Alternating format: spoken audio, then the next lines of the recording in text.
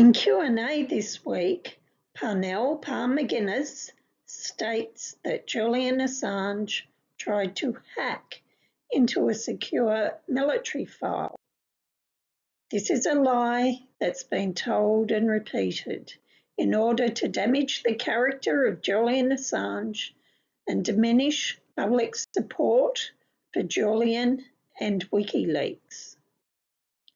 Jonathan Biggins asks if Julian could have handled it better, as the story has become about Julian rather than the leaks.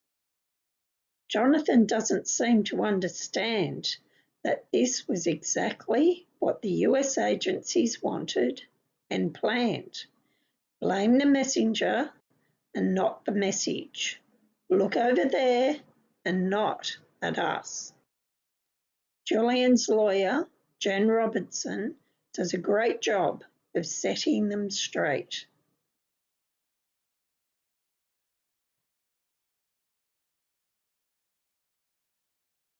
Caution with that people think that this is now just a case about journalism, about somebody who has put facts into the public sphere which other people didn't want there. But the truth is the case is about the fact that he tried to hack into a secure military file. So, I mean, that's not correct. There is absolutely no evidence. Well, that's what the allegation was. Please explain to me the allegation of the case, because it's not I'm sure you can explain it better. Would you like to explain to me You go the basis upon which you call it hacking? There is absolutely no accusation of hacking. This is a question of receiving, possessing, and publishing information. There is absolutely no allegation of hacking in that indictment, and I encourage you to read it because you will not find it. Do you think, though, that he was perhaps a little, I'm not quite sure the word, it was not done in the best possible way, the release of the WikiLeaks material, and the fact that much of the subject of the WikiLeaks material we have completely forgotten, yet we know about him, he became the story. Do you think he could have handled it better? I'm not saying that I totally agree with you. It's ridiculous. He's done his time more than enough and he should be released. But do you not concede that there was perhaps some mishandling? Well, you've made a number of points. The first is that WikiLeaks publications have been some of the most important publications in our history. It's changed the way we talk about journalism.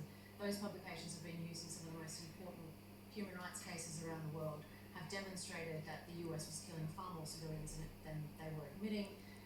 I mean, to suggest that people have forgotten what WikiLeaks did or the nature of the contents of those publications, I think is just not correct. And the impact on journalism stands true today. He's still winning journalism awards. He's still being nominated for the Nobel Peace Prize.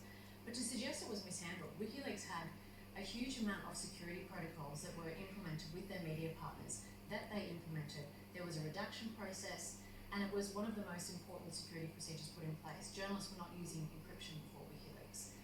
The release of the material, to the extent that there was any mishap, was caused by The Guardian, not by the WikiLeaks. And people forget this.